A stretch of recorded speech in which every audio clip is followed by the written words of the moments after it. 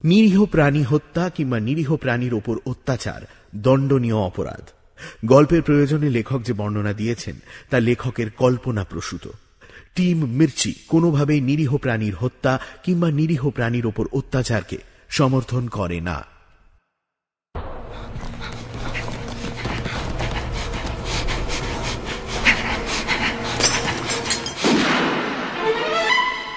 Sunday suspense, শুধুমাত্র মির্চিতে। বাংলা ও বিশ্ব সাহিত্যের রোমাঞ্চকর কিছু গল্প দিয়ে সাজানো আমাদের এই বিশেষ নিবেদন সানডে সাসপেন্স। আজকের গল্প এডগার অ্যালান পো এর লেখা the black cat. Edgar Allan পো এর জন্ম হয় 1809 সালে। এই সাহিত্যিককে অনায়াসে বহুমুখী প্রতিভা বলা যেতে পারে। একসময় সামরিক বাহিনীতেও কাজ করেছেন, তবে তার খ্যাতির কারণ প্রধানত তার কলমের জোর। অনেকেই তাকে বলেন master of the macabre. The black cat গল্পটি প্রকাশিত হয় 1843 সালের 19 অগস্ট স্যাটারডে ইভিনিং পোস্টে। বলাই বাহুল্য, দ্য ব্ল্যাক ক্যাট জনমানসে আলোড়ন সৃষ্টি করে। মার্কিন যুক্তরাষ্ট্রে রহস্য কাহিনীর শ্রেষ্ঠ লেখককে দেওয়া হয় এডগার অ্যাওয়ার্ড আমাদের এই কালজয়ী লেখকের নামেই। এর থেকেই আঁচ করা যায় আজকের গল্পের জোর। শুরু হচ্ছে দ্য ব্ল্যাক ক্যাট।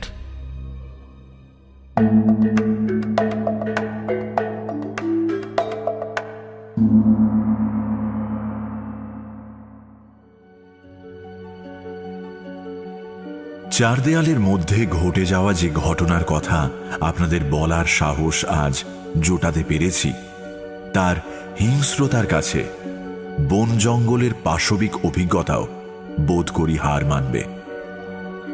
শ্রোতা যে আমার কথায় বিশ্বাস করবেন তার ক্ষীণতম আশাও করছি না। চাই না কেউ বিশ্বাস করুক। যে ঘটনা বিশ্বাস করতে নিজের চেতনা পর্যন্ত বিদ্রোহ করে, সমস্ত তথ্য প্রমাণ নাকচ করে দেয়, তার প্রতি অন্য কেউ কি বিশ্বাস যোগাবে? তবে আমায় উন্মাদ ভাবলে ভুল করবেন। আমার কল্পনা শক্তি এতটাও প্রখর নয় যে ঘরে বসে দিবা স্বপ্ন দেখে মন গড়া কয়েকটা কথা লিখে ফেলব। কাল হয়তো আমার শেষ দিন, কিন্তু এই জগৎকে বিদায় জানানোর আগে দুনিয়ার সামনে স্বচ্ছ সহজ ভাষায় আমার কয়েকটা ঘটনার কথা বলে যেতে চাই। তাদের আক্রমণে আমার জীবন ছিন্ন ভিন্ন হয়ে গিয়েছে, কিন্তু না, খুঁটিনাটির বিবরণ দেওয়ার ইচ্ছে আমার নেই। এই ঘটনা প্রবাহকে সুতোর মতো ধরে রেখেছে চাপা আতঙ্ক। যদিও তা শুনে শ্রোতার মনে হতেই পারে এতে এমন ভয়ের কি আছে, এ তো নেহাতি সোজা সাপটা সাধারণ ঘটনা। সত্যি কি তাই? আমি ছোটবেলা থেকেই শান্ত ধীর স্থির প্রকৃতির। মনের গড়নও বেশ নরম। বন্ধু বান্ধব তামাশা করে আমায় বলতো মানব দরদি। আমার চরিত্রের আরেকটি দিক ছিল পশু পাখির প্রতি অগাধ ভালোবাসা। বাবা মায়ের প্রশ্রয়ে ছোট বড় মাঝারি নানা আকারের একাধিক পেটস আমার বাড়িতে জুটে গিয়েছিল। আমার চরিত্রের এই বিশেষ দিকটি বয়স বাড়ার সঙ্গে সঙ্গে আরো বেড়ে যায়। এই অবলা জীবদের খেতে দিয়ে, তাদের মাথায় পিঠে হাত বুলিয়ে আমি গভীর প্রশান্তি অনুভব করতাম। যারা একটি কুকুরের নিঃস্বার্থ ভালোবাসার প্রমাণ পেয়েছেন, তাদের কাছে এটি আলাদা করে বলার কিছুই নেই। মানুষের ভালোবাসায় একটা ফাঁকি, একটা গোঁজামিলের হাতছানি আছে, কিন্তু একটা পশুর ভালোবাসা সরাসরি তার হৃদয় থেকে বয়ে এসে তার মনুষ্যরূপী মনিবকে স্পর্শ করে।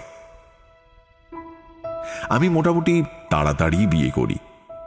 আমার স্ত্রীও পশু পাখির প্রতি বিরূপ মনোভাব পোষণ করতেন না, বরং আমার সাথে তাল মিলিয়ে চলতেই যেন আরো কয়েকটি পোষ্য নিয়ে এলেন। কিছু পাখি, গোল্ডফিশ, একটা সুন্দর কুকুর, কয়েকটি খরগোশ, একটা ছোট্ট মিষ্টি বাঁদর আর একটি বিড়াল। এই শেষোক্ত প্রাণীটির কথা এখানে বলতেই হয়। সে ছিল বিস্ময়কর এক প্রাণী, কুচকুচে কালো এবং অদ্ভুত রকমের বুদ্ধিমান। তার ক্ষুরোধার বুদ্ধির কথা বলতে গিয়ে আমার স্ত্রী মাঝে মধ্যে বলতেন, কে জানে বাবা, শুনেছি ভয়ঙ্কর ডাইনিরা অনেক সময় কালো বেড়ালের রূপ ধরে ঘুরে বেড়ায়। আমার স্ত্রীকে মধ্যযুগীয় কুসংস্কারাচ্ছন্ন মহিলা বলে ভুল করবেন না আবার। তার মনে অন্তত সেই মুহূর্তে কোনো রকম অন্ধবিশ্বাস বা ধারণার লেশ মাত্র ছিল না। নেহাত রসিকতার ছলেই সে এই কথাটা বলেছিল। যাই হোক, আমার এই বিড়ালের নাম ছিল প্লুটো, আমার সবচেয়ে প্রিয় পোষ্য এবং খেলার সাথী। একমাত্র আমিই তাকে খেতে দিতাম। বাড়িতে প্লুটো ছিল আমার ছায়া সঙ্গী, সর্বক্ষণ আমার পায়ে পায়ে ঘুরত। এমনকি বাড়ি থেকে বেরিয়ে অন্য কোথাও গেলেও সেই আমার পিছু নিত। বহু কষ্টে তাকে আটকানো হতো। এমন ভাবেই আমাদের বন্ধুত্ব বেশ কয়েক বছর কেটে গেল। আমার শান্ত সমাহিত চরিত্রে কিছু বদল এলো, খারাপের দিকেই। মদের প্রতি আসক্তি আমায় গ্রাস করে ফেলল এবং অচিরেই আমি ঘোরতর মদ্যপ পরিণত হলাম। এখন আর মানব দরদি নই, এখন আমি খিটখিটে ঝগড়াটে স্বভাবের। আমার কথায় অন্যের কি আসে যায় পাত্তা দিই না। স্ত্রীর সাথে অভব্য ব্যবহার করি, এমনকি গায়ে হাত তোলার হুমকিও দিয়েছি। শোনো, গত 3 ঘন্টায় একটা আস্ত বোতল শেষ করেছ।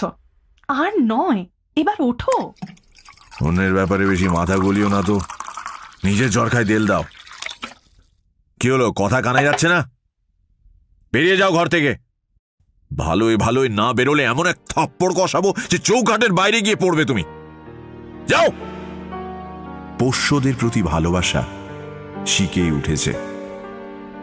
তাদের শুধু উপেক্ষা করি না, তরল পানীয়ের মাত্রা বেশি হয়ে গেলে তাদের সাথে দুর্ব্যবহারও করি। কে তুই? রাস্তা থেকে সরে বসবি। এখানে ল্যাজ গুটিয়ে কি করছিস? সর বলছি, সর। বেচারা পশুগুলো আমার প্রতি ভালোবাসার জায়গা থেকে বা ভুল করে আমার রাস্তার মাঝে এলেই এই কাণ্ড ঘটত। এক প্লুটোর প্রতি আমি এই অত্যাচারগুলো করতাম না। বাদবাকি খরগোশ, কুকুর, বাঁদর কেউই আমার মেজাজের আঁচ থেকে ছাড় পায়নি। এই বদমেজাজ দিন দিন ব্যারামে পরিণত হলো আমার। এই রোগের জীবাণু অবশ্যই মদ, যা আমার সংসারকে ছারখার করে দিল। এমনকি আমার সাধের পোষ্য প্লুটো এবার ছাড় পেল না। ওরও তখন বয়স হয়েছে, ফলত বয়সজনিত খিটখিটেমি, বিরক্তি ওর মধ্যেও এসে পড়েছে। এইরকম সময় ঘটল কাণ্ডটা। এক রাতের কথা। সেদিন শহরের একটা টাভার্নে একটু বেশি মাত্রায় পানীয় গলায় ঢেলে ফেলেছিলাম। প্রায় বেসামাল অবস্থায় টলতে টলতে বাড়ি পৌঁছলাম। Woodman, woodman, spare that tree. Touch not a single bough, for years it has protected me. এক লাথিতে ঘরের ভেজানো দরজা হাট করে খুলে দিয়ে দেখি প্লুটো বসে আছে। আমায় দেখেই তৎপর পায়ে অন্যদিকে যাওয়ার তাল করছিল। আমার মাথায় আগুন জ্বলে উঠল। আমার পয়সায় সর্বোচ্চ খেয়ে আমাকে দেখে উল্টো দিকে হাঁটা দিচ্ছিস, অকৃতজ্ঞ বেহায়া জানোয়ার! Pluto, Pluto! আমি খপ করে প্লুটোকে ধরে ওর কৃষ্ণাঙ্গ দেহটা ধরে প্রবল ঝাঁকুনি দিলাম। দেখবি, দেখবি তোকে কেমন উচিত শিক্ষা দিই। আমার এই ভয়ঙ্কর রূপ দেখে প্লুটো বার কয়েক ফ্যাঁস শব্দ করে আমায় ভয় দেখানোর চেষ্টা করেছিল বটে, আমি তাতে একটুও ভয় পাচ্ছি না দেখে মরিয়া হয়ে আমার হাতে একটা কামড় বসালো প্লুটো।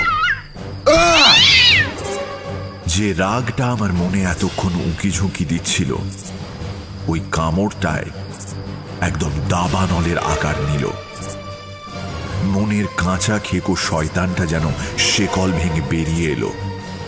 আমার বিচার বুদ্ধির লোপ পেয়েছে ততক্ষণে, বরং শয়তানির আহ্বানে রোমাঞ্চিত আমার প্রতিটা অঙ্গ প্রত্যঙ্গ। অন্ধ রাগে ওয়েস্টকোটের পকেট থেকে পেন নাইফটা বের করলাম আর আমূল বসিয়ে দিলাম প্লুটোর চোখে।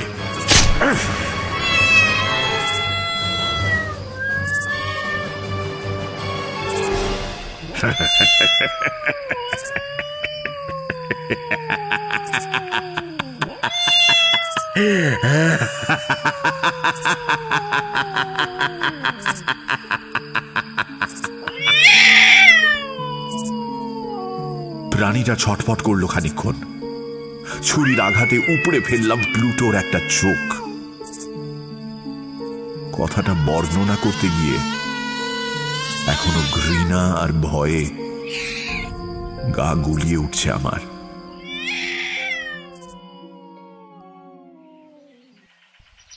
পরদিন সকালে উঠে দেখলাম আমার অপরূপ শিল্পের ফলাফল। ততক্ষণে আমার রাতের নেশা কেটে গেছে। প্লুটোকে দেখে একটা আতঙ্ক ও অনুশোচনার একটা অনুভূতি পাক খেয়ে উঠল গোটা শরীর জুড়ে। কিন্তু তাতে আমার স্বভাব চরিত্রে বিশেষ ফারাক এলো না। আমি আগের মতোই নিজের গ্লাসের পানীয়ের মধ্যে নিজেকে ডুবিয়ে দিলাম। প্লুটো আমার জান্তব প্রবৃত্তির শিকার হয়েও কিছুটা সামলে উঠল। দেখে মনে হচ্ছিল না যে প্রাণীটা কোনো রকম যন্ত্রণার মধ্যে রয়েছে। আগের মতোই এ ঘর ও ঘর ঘুরে বেড়াতো। শুধু আমায় দেখলেই সন্ত্রস্ত পায়ে পালিয়ে যেত অন্যদিকে। প্রথম দিকে সামান্য দুঃখ অনুভব করতাম। যে ছিল আমার ছায়া সঙ্গী, যাকে হয়তো প্রাণের চেয়েও বেশি ভালোবাসতাম, তার কাছেও আমি একটা মূর্তিমান বিভীষিকা হয়ে গিয়েছি। যত দিন এগোতে লাগলো আমার দুঃখ গলে গিয়ে প্রচণ্ড বিরক্তিতে পরিণত হলো। প্লুটোকে দেখলেই সেই বিরক্তি লাফিয়ে লাফিয়ে বাড়ত, ঠিক যেভাবে একসময় বেড়ালটা খেলত। সবকিছুরই বিবর্তন ঘটে, আমার চরিত্রেরও বিবর্তন ঘটল। প্রথমে দুঃখ, তারপর বিরক্তি, আর তারপর একটা আদিম বিকৃত বর্বর চিন্তাধারা। নিজের জীবনের উদাহরণ দিয়ে বলি, এটাও মানুষের জীবনকে একটা দিশা দেয়। যখন মানুষ একটা জঘন্য কাজ করে, কারণ সেই জানে এই কাজটা করা নিতান্ত অনুচিত। এরকম একটা ভাবধারার বশবর্তী হয়ে আমি একটা সুন্দর ঝকঝকে সকালে আমার সাধের প্লুটোর গলায় একটা ফাঁস দিয়ে একটা গাছের ডাল থেকে ঝুলিয়ে দিলাম। স্রেফ ঝুলিয়ে দিলাম। কেন দিলাম? কারণ আমি জানতাম যেটা করছি সেটা একটা ঘৃণ্য অপরাধ। হ্যাঁ, প্লুটোকে গাছের ডালে ঝুলিয়ে দিলাম। দেখলাম ওর এক চোখা দেহটা ছটফট করলো ফাঁসের চাপে। তারপর সব স্তব্ধ হয়ে গেল। প্লুটোর দেহ ঝুলে রইল গাছ থেকে। সেদিন রাতেই আরেকটা ঘটনা ঘটল। আমি নেশার ঘোরে দিব্যি ঘুমোচ্ছিলাম। আচমকা ঘুমটা কেটে গেল বাড়ির লোকজনের চিৎকারে। আমি ওই নেশাতুর চোখে উঠে দেখি গোটা বাড়িটা দাউ দাউ করে জ্বলছে। তুমি কোথায়? তুমি কোথায়? ঈশ্বরের দোহাই, তুমি কোথায়? হ্যাঁ, এদিকে এসো, এধার দিয়ে এসো, এধার দিয়ে এসো, তাড়াতাড়ি আমার হাতটা ধরো। আগুনের তাতে ভেঙে পড়ছে কাঁচ, চারদিকে ধোঁয়া। আমি, আমার স্ত্রী ও এক চাকর কোনো মতে সেই সর্বনাশা আগুন থেকে পালিয়ে বাঁচলাম। বাড়ির আর কিছুই অবশিষ্ট ছিল না। আমার যাবতীয় সম্পত্তি গ্রাস করে নিল খানিকক্ষণের অগ্নিকাণ্ড। পরদিন সকালে আমি বাড়ির ধ্বংসাবশেষের সামনে গিয়ে দাঁড়ালাম। আগুনের কোপে সবকটা দেয়াল ধসে পড়েছে, শুধু কম্পার্টমেন্ট ওয়াল ছাড়া। এই দেয়াল ছিল বাড়ির একদম মধ্যেখানে, আর এই দেয়ালেই হেলান দিয়েছিল আমার খাট। এদিকেই মাথা করে শুতাম আমি। এই দেয়াল সদ্য প্লাস্টার করা হয়েছিল, তাই হয়তো আগুনের বিরুদ্ধে টিকে থাকতে পেরেছিল। আজ পুড়ে যাওয়া বাড়ির স্তূপের পাশে বেশ একটা ভিড় জড়ো হয়েছিল। ভিড়ের মধ্যে দেখলাম কয়েকটা লোক ওই মাথা তুলে দাঁড়িয়ে থাকা দেয়ালটার দিকে আঙুল তুলে কিসের দিকে যেন দেখাচ্ছে। আরে বাস, এই বিড়ালের ছাপ কি এরকম আবার হয় নাকি? আবার গলায় কি অদ্ভুত ব্যাপার, আবার কি হলো? এদিকে আবার একটা বিড়ালের ছাপ। কি হচ্ছে ওখানে? আমি টলমলো পায়ে এগিয়ে গেলাম, আর তারপরই মনে হলো আমার ধমনীর রক্ত শুকিয়ে শক্ত হয়ে যাচ্ছে। দেয়ালে একটা দগদগে ছাপ, তবে সেই দাগের একটা নির্দিষ্ট আকার আছে। সাদা ব্যাকড্রপে একটা ঘায়ের মতো দাঁড়িয়ে আছে একটা বিশাল বিড়ালের অবয়ব, আর তার গলায় জড়ানো রয়েছে একটা ফাঁস। বেড়ালটার গলায় দড়ি দিয়ে কেউ টাঙিয়েছিল। আমার মনে হলো বিশাল একটা বেড়াল প্রবল আক্রোশে আমার দিকে তাকিয়ে আছে। আমি কিছু বুঝতে পারলাম না। সকালবেলাতেও লোকে দুঃস্বপ্ন দেখে। ওই বেড়ালের ছাপ আমার কাছে স্রেফ দুঃস্বপ্ন ছাড়া আর কিছুই না। কি করে এলো ওই ছাপ? আমি মনে মনে একটু অতীতে ফিরে গেলাম। প্লুটোকে আমি ঘরের ঠিক পাশের বাগানের একটা গাছে ঝুলিয়েছিলাম। আমি ওর মৃত শরীর গাছ থেকে নামিয়ে কবর দিইনি। আগুন যখন লাগে তখন হয়তো কেউ মৃত প্রাণীটাকে গাছ থেকে নামিয়ে আমার ঘরে ছুঁড়ে দিয়েছিল, আমাদের ঘুম থেকে তোলার জন্যই। তারপর আগুনের উত্তাপে যখন দেয়ালগুলো পুড়তে থাকে, তখন প্লুটোর দেহ পিষে যায়। সেই কারণে ছাপটা ফ্রেশ প্লাস্টারের ওপর আরো গভীরভাবে পড়ে যায়। যে কোনো মানুষের কাছে এই যুক্তি লাগসই হবে না, আমার কাছেও না।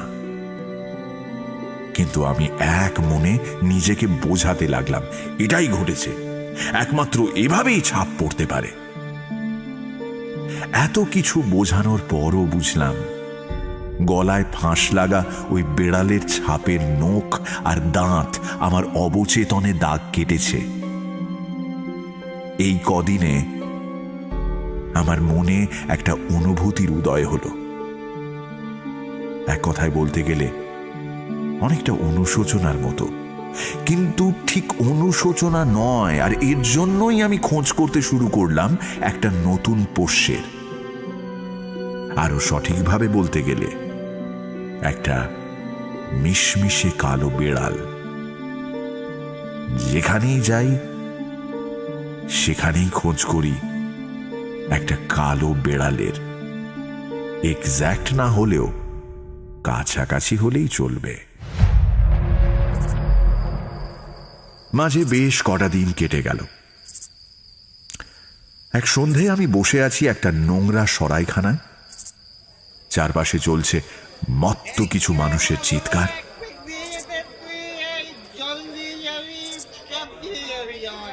আমার চারপাশ বলতে কয়েকটা ন্যাড়া চেয়ার টেবিল আর বেশ কিছু পিপে যার মধ্যে জিন বা রাম কোনো একটা পানীয় গচ্ছিত আছে। হঠাৎ তাকিয়ে দেখি সারি সারি পিপের ওপর কালো কি একটা জিনিস নড়াচড়া করছে। হলদেটে আলোয় চোখ সইয়ে দেখি সেটা একটা মিশমিশে কালো বেড়াল। আমি এগিয়ে গিয়ে দেখি বেড়ালটা অনেকটা প্লুটোর মতোই দেখতে, ওরকমই বড়, শুধু তফাৎ এক জায়গায়। প্লুটোর কালো লোমে অন্য কোনো রঙের আভাস ছিল না। এই বেড়ালটার বুকের কাছে সাদা লোমের আস্তরণ রয়েছে, বেশ বড় একটা সাদা লোমের আস্তরণ। আমি এগিয়ে গিয়ে বেড়ালটার মাথায় হাত বুলিয়ে দিলাম। প্রাণীটা একটা ঘড়ঘড়ে আওয়াজ করে নিজের ভালোবাসা জানান দিল। আমার হাতে মাথা ঘষে সে বোঝালো যে আমায় দেখে সে যার পর নাই প্রসন্ন। আমিও দারুণ খুশি হলাম। এরকমই তো একজন পেট খুঁজছিলাম আমি একদিন। সঙ্গে সঙ্গে সরাইখানার মালিককে বললাম, একে দেখে আমার ভারী পছন্দ হয়েছে, জানেন। এই বেড়ালটাকে আমি বাড়ি নিয়ে যেতে পারি কি? টাকা পয়সা দিতে হলে বলুন কত লাগবে, আমি ওকে নিয়ে যাব, বাড়ি নিয়ে যাব। ভারী মিষ্টি। টাকা পয়সা লাগলে বলুন কত দিতে হবে। আরে দূর মশাই, এই বেড়ালটাকে আমি জন্মে দেখিনি। যা ইচ্ছে করুন গে যান, যেখানে ইচ্ছে নিয়ে যান গে, আমার কি। আমি বেড়ালটার মাথায় হাত বোলাতেই থাকলাম। তারপর যখন কোট আর হ্যাট নিয়ে বাড়ির দিকে এগোচ্ছি, বেড়ালটিও দেখলাম আমার পিছু পিছু আসার তাল করছে। নিয়ে এলাম বাড়িতে। বেড়ালটাকে দেখে মনে হলো তার যেন জন্মই হয়েছে এই বাড়িতে। অনায়াসে নতুন পরিবেশে নিজেকে মানিয়ে নিল। আমার স্ত্রীর নয়নমণি হয়ে উঠল কদিনের মধ্যেই। আমার চরিত্র ততদিনে আবার ভোল পাল্টেছে। ভেবেছিলাম এরকম আর কিচ্ছু হবে না, কিন্তু হলো ঠিক সেটাই। এই বেড়ালটাও আমার চক্ষুশূল হয়ে উঠল। ওর উপস্থিতি আমি সহ্য করতে পারতাম না। শরীরে ঘৃণা পুষলে যে এরকম আনচান করে, এই বেড়ালটাকে না দেখলে বিশ্বাস করতে পারতাম না। আমি পারতপক্ষে ওর সামনে আসতাম না। হয়তো ওকে দেখে প্লুটোর ওপর করা সেই অত্যাচারের কথা, আমার দুপে জানোয়ার হওয়ার কথা মনে পড়ে যেত। বেড়ালটাকে কোনো আঘাত বা অনিষ্ট না করলেও ওকে দেখলেই মনে হতো একটা অব্যক্ত আগ্রাসী আক্রোশ আমার দুপা বেয়ে উঠে আমার গলা খামচে ধরত। ওকে দেখলেই আমি পালিয়ে বাঁচতাম। যখন বেড়ালটাকে নিয়ে এসেছিলাম তখন খেয়াল করিনি একে রাতের অন্ধকার, তারপর নেশার আচ্ছাদন। পরদিন সকালে দেখলাম এর সাথে প্লুটোর ভয়ঙ্কর মিল, হাড়হীন করে দেয়া মিল। এই বেড়ালটারও একটা চোখ নেই। আমি খুব ভয় পেয়ে গেলাম। নেহাত কাকতালীয় বলে ব্যাপারটা ঝেড়ে ফেলার চেষ্টা করেছিলাম। তাজ্জব ব্যাপার দেখলাম, আমার স্ত্রীর এই নতুন বেড়ালটিকে খুব পছন্দ হয়ে গেল। হয়তো আমার সেই অতীতের মানবিকতা ওর মধ্যে তখনও বেঁচে ছিল। পছন্দ অপছন্দের মধ্যে সম্পর্কটা ভারী অসম। ধরুন কেউ আপনার দু চোখের বিষ, আর সেই মানুষটার চোখে আপনার অবস্থান একই রকম হওয়ার বদলে হলো ঠিক উল্টো, অর্থাৎ স্বয়ং আপনি তার চোখে দেবতুল্য এক ব্যক্তিতে পরিণত হলেন। আমার সঙ্গেও ঠিক এরকমই একটা ঘটনা ঘটল।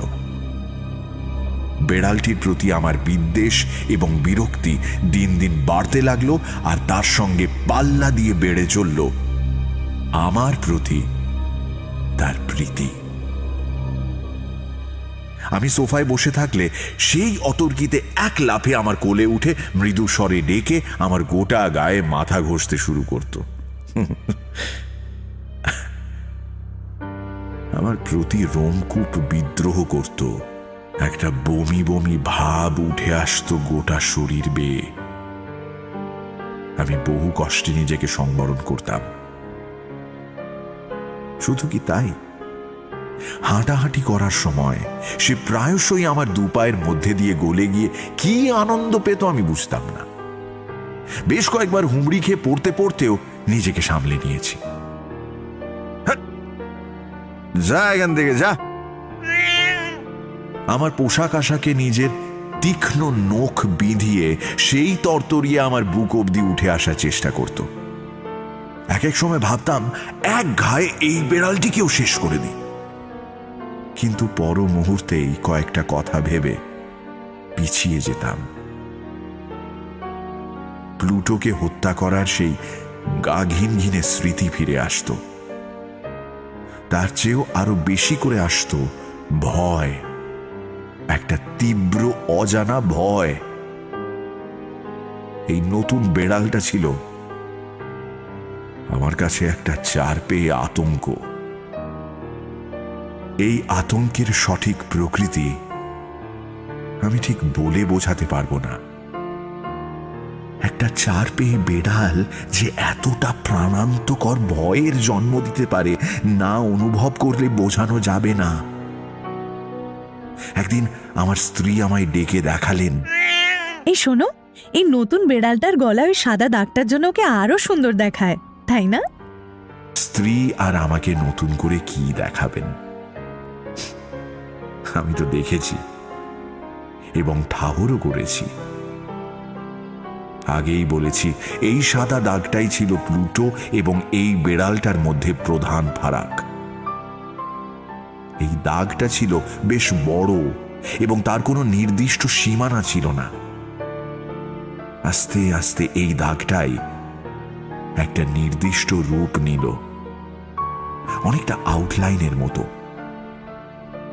ঠিক যেন একটা মোটা ফাঁস তার গলায় লেগে আছে।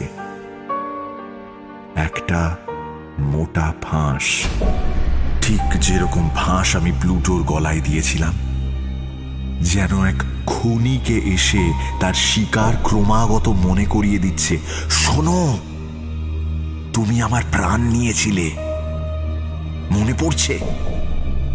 মনে পড়ছে কিভাবে কোনো ক্ষতি না করা সত্ত্বেও আমায় নির্মম ভাবে সরিয়ে দিয়েছিলে এই পৃথিবী থেকে? মৃতদেহের ভার বহন করা কি দুঃসহ, বিশেষত সে যদি আবার ফিরে আসে পরলোক থেকে। এই কথা আপনাকে বলে বোঝাতে পারবো না। মানুষ নাকি সৃষ্টিকর্তার সর্বোত্তম সৃষ্টি। সর্বময় এই সৃষ্টিকে কিভাবে একটা সামান্য বেড়াল ধ্বংস করে দিতে পারে? শান্তি বিশ্রাম কি আমি ভুলে গেছি? এক দণ্ড আমায় বসে থাকতে দেয় না। আমি বসলেই লাফিয়ে লাফিয়ে চলে আসে। আমি নিজের মতো থাকতে পারি না, আমি ঘুমোতে পারি না। ওই এক চোখেও ও কখনো আমায় চোখের আড়াল হতে দেয় না।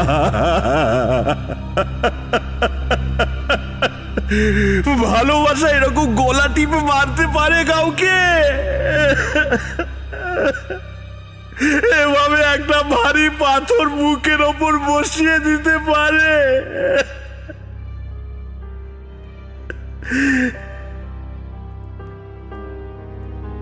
আমার মধ্যে শুভ চিন্তা যতটুকু বাকি ছিল দ্রুত হারিয়ে গেল।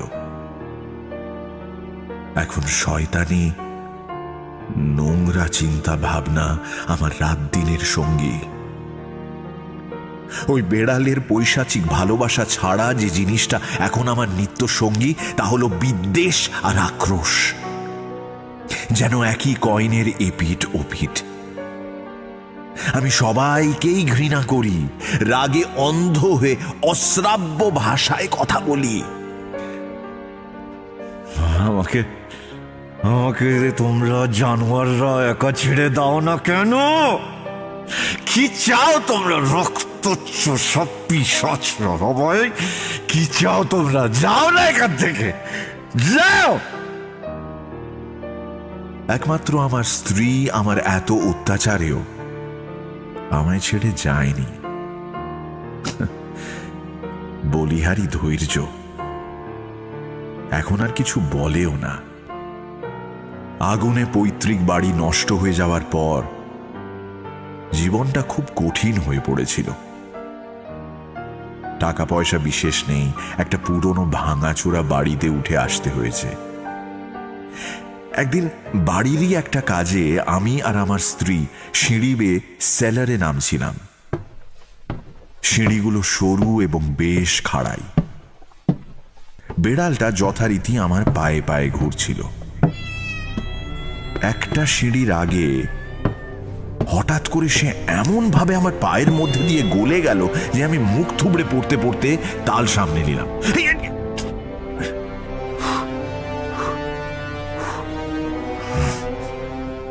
মাথায় জ্বলে উঠল দাউ দাউ করে আগুন।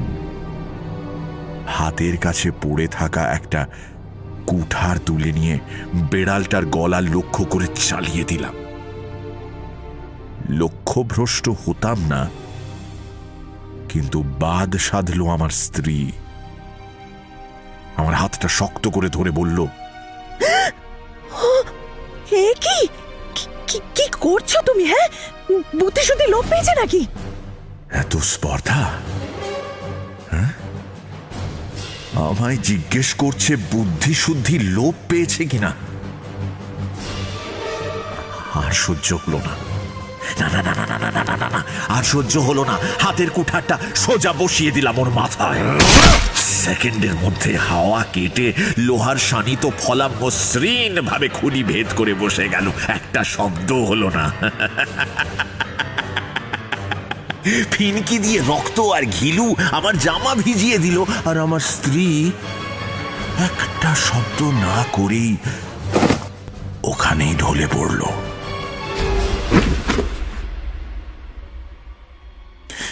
কি করলাম এটা? কি করলাম এটা? যে একমাত্র আমায় সহ্য করতো তাকে মেরে ফেললাম। আমার এই দুনিয়ায় আর কে আছে?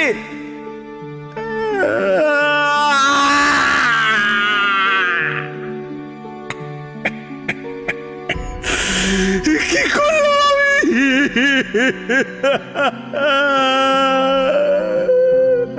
তবে এই ধারণা বেশিক্ষণ স্থায়ী হলো না।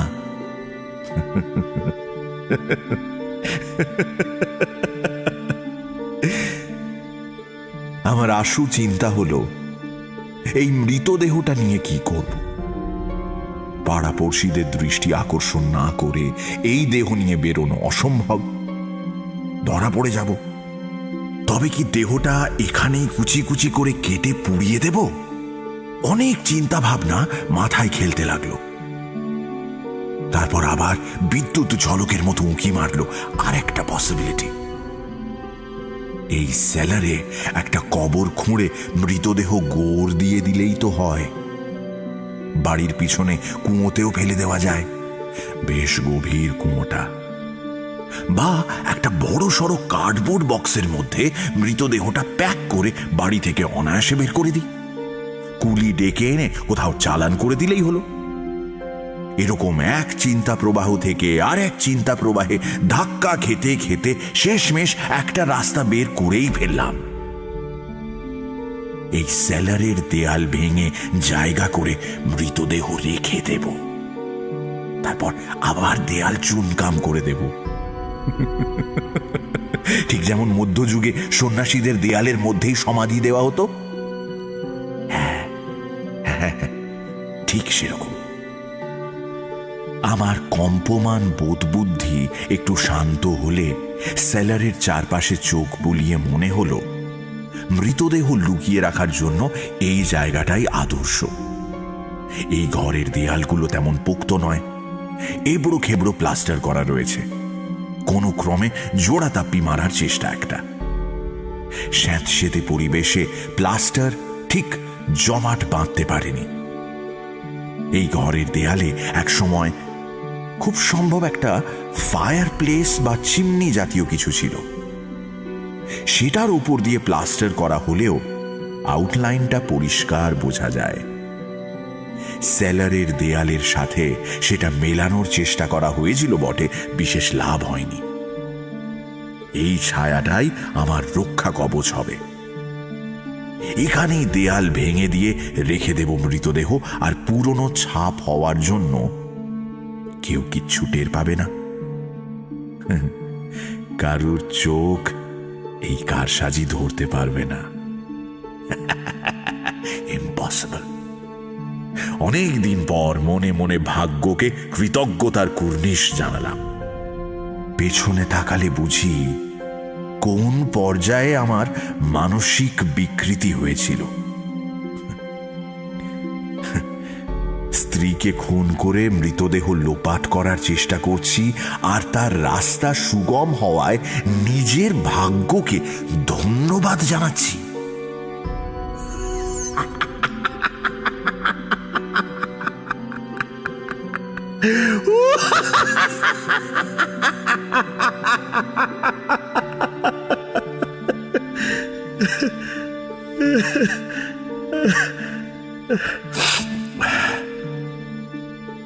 আমার আন্দাজে গলদ ছিল না।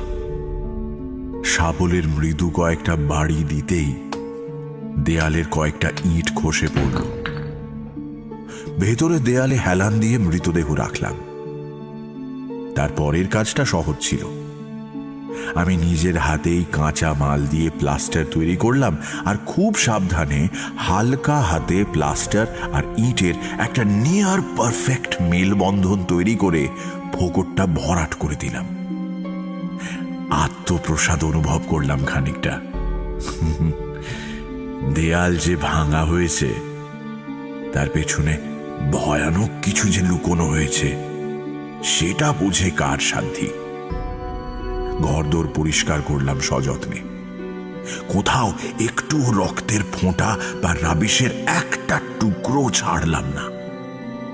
আমি কতকটা নিজের মনেই বলে উঠলাম, যাক বাবা, খাটনি সার্থক হয়েছে। একটা কাজ বাকি ছিল। ওই চারপে মার্জার শয়তানকে নিকেশ করতে হবে। আমার এই অবস্থার জন্য ওই শয়তান এক চোখা বেড়ালটাই দায়ী। ওটাকে শেষ না করলে শান্তি পাবো না। কিন্তু বুঝতে পারলাম ওই বেড়াল শয়তানি বুদ্ধিতে মানুষের ওপর দিয়ে যায়। আমার মেজাজের ওরকম কদর্য রূপ দেখার পর থেকেই সে গা ঢাকা দিয়েছে। এতে আমি যে কি সুখ পেলাম তা বলতে গেলে আমায় কাব্যির আশ্রয় নিতে হবে। খুন করার পরেও এতটা ফুরফুরে লাগতে পারে? বহুদিন পর বিছানায় এলিয়ে দিলাম শরীরটা। দু চোখে তখন আমার 10 জন্মের ঘুম। এলিয়ে দিয়ে চোখ বুঝলাম। এত আরামে ঘুমোইনি বহুদিন। খুনের বোঝা? কিসের বোঝা? 3টে দিন কেটে গেল, কিন্তু বেড়ালটাকে দেখতে পেলাম না। আমার নিঃশ্বাস প্রশ্বাস আরো সহজ স্বাভাবিক হয়ে উঠল। আমার জীবনের সেই ভয়প্রদ রাক্ষসকে আমি নিজেই এত ভয় দেখিয়েছি যে সে আর এ মুখ হচ্ছে না। আমার স্ত্রীর অন্তর্ধান নিয়ে চারপাশে একটা শোরগোল উঠেছিল। 2-একটা প্রশ্ন করলো, আশপাশের এলাকায় খোঁজ শুরু হলো, কিন্তু কেউ কোনো কিছুরই হদিশ পেল না। মনে হলো আর কিছুই আমার আনন্দে ব্যাঘাত ঘটাতে পারবে না। যে জঘন্য অপরাধ আমি করেছি তা নিয়ে অল্প খচখচানি ছিল মনে, কিন্তু ওইটুকুই। 4 নম্বর দিনে আমার দরজায় পুলিশ এসে হাজির হলো। এইটা তো আমি আন্দাজ করিনি। ঘোড়ার গাড়ি এসে দাঁড়ালো আমার দরজায়।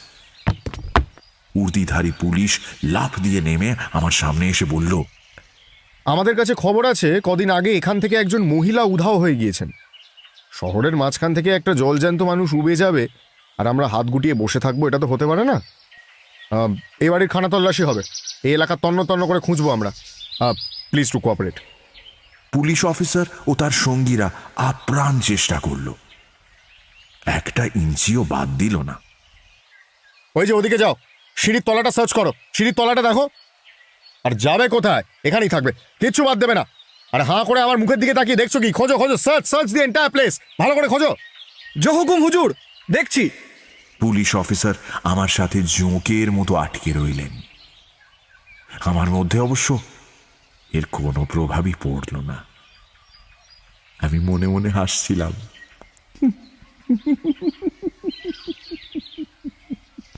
এমন জায়গায় দেহ লুকোনো রয়েছে যে তার খোঁজ পাওয়া তোমাদের কম্য নয়। অনেকে এখন আমায় শুধু হত্যাকারী নয়, নির্লজ্জ হত্যাকারী বলবেন, কিন্তু আমার মধ্যে লজ্জার লেশ মাত্র ছিল না। না, তদন্ত করতে গিয়ে পুলিশ অন্তত 3 থেকে 4 বার নামলো সেলারে, ঘুরে দেখলো চারপাশ। সেই নতুন পলিস্টার করা দেয়ালের পাশ দিয়ে হাঁটা চলা করলো বহুবার, কিন্তু আমার বুকে কোনো কাঁপুনি ধরলো না। আমি দিব্যি কোমরে হাত দিয়ে ভারী কৌতুকের সাথে দেখতে থাকলাম ওদের কাণ্ড কারখানা। ঘণ্টাখানেক এভাবেই কাটলো। একটা সময় পুলিশ অফিসার এবং তার সহকর্মীরা ক্ষান্ত দিলেন, বুঝতে পারলেন এখানে তাদের আর কিচ্ছু দেখার নেই। তারা সেলার থেকে বেরোবার উপক্রম করলেন। আমার মাথায় আবার পোকা নড়ে উঠল। এরকম বেকুব বানালাম ওদের, আর নিজের বিজয়ের আনন্দ ভাগ করে নেব না? তাছাড়া এই লোকগুলোর সন্দেহ মিটেছে কিনা সেটাও তো যাচাই করতে হবে। ঠোঁটের গোড়ায় অনেকক্ষণ ধরেই একটা কথা অপেক্ষা করছিল, শেষমেশ বলেই ফেললাম, জেন্টলম্যান, আমি আপনাদের দীর্ঘায়ু কামনা করি, আর সেই সঙ্গে আপনাদের থেকে একটু সৌজন্য আশা করি। আমার মনের আনন্দ তখন বাঁধ ভেঙেছে। যা হয় এমন মুহূর্তে বাহ্যিক জ্ঞানের রাশ হাত থেকে বেরিয়ে যায়। আমারও তাই হলো। হঠাৎই নিজের বাড়ির ভূয়সী প্রশংসা শুরু করে দিলাম। এই বাড়িটার তুলনা হয় না। এরকম পোক্ত গঠন আপনি এই তল্লাটে খুব কমই পাবেন অফিসার। আমি ভাগ্যবান এমন বাড়িতে থাকার সুযোগ পাওয়ায়। এই দেয়ালগুলো দেখেছেন? এই দেয়ালগুলো দেখুন দেখুন দেখুন। এরকম মজবুত দেয়াল দেখেছেন কখনো? Solid solid. আনন্দের আতিশয্যে আমি একটা লাঠি দিয়ে দেয়ালে টোকা দিতে শুরু করলাম। দেখুন, আমার বাড়ির দেয়ালের মজবুতি দেখুন। বুঝতে পারিনি কি চরম ভুল করছিলাম। যে বিভীষিকাময় অদৃষ্ট ভেবেছিলাম বিদায় নিয়েছে, এই লাঠির টোকায় সে যেন হঠাৎ জেগে গেল আর নখ দাঁত বের করে আমায় ছিঁড়ে ঘুরে দিতে উদ্যত হলো। আমার লাঠির টোকার আওয়াজটা তখনও মিলিয়ে যায়নি। হঠাৎ ওই দেয়ালের মধ্যে থেকে একটা কান্নার শব্দ ভেসে এলো।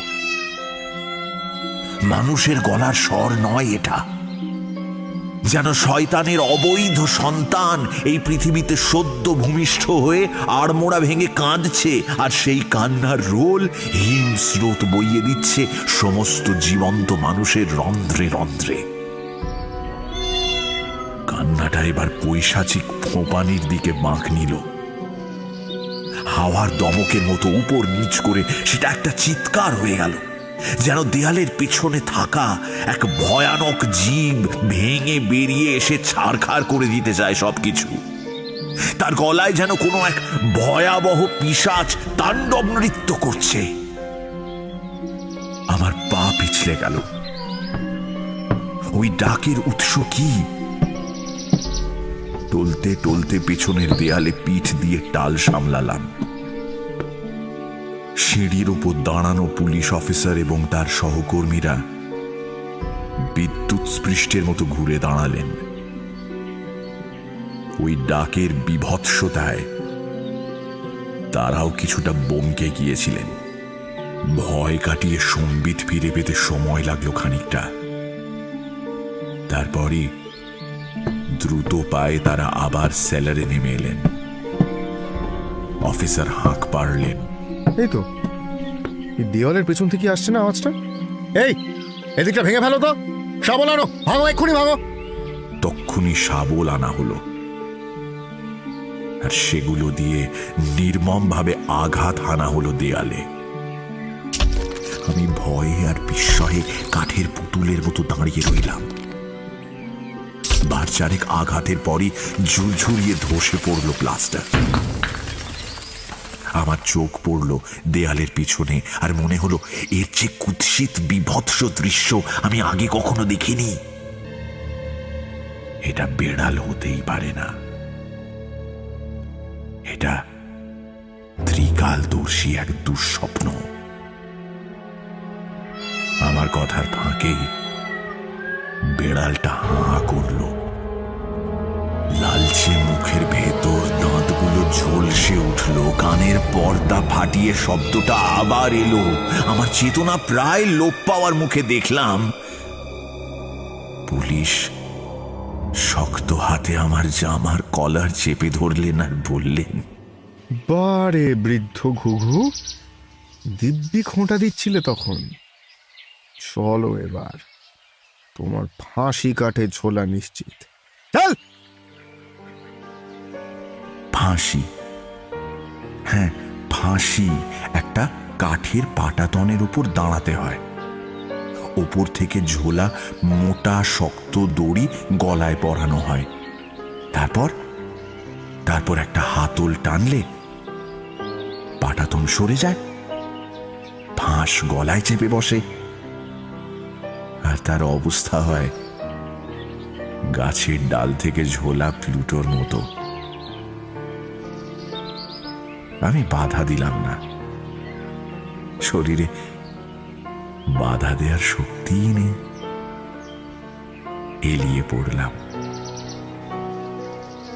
আমার দেহ যখন টানতে টানতে নিয়ে যাওয়া হচ্ছে সিঁড়ি দিয়ে, বিড়ালটা আর একবার ডেকে উঠল। আমার মনে হলো ওটা ডাক নয়, হাসির আওয়াজ, যেন বলছে পাপ হজম করা যায় না।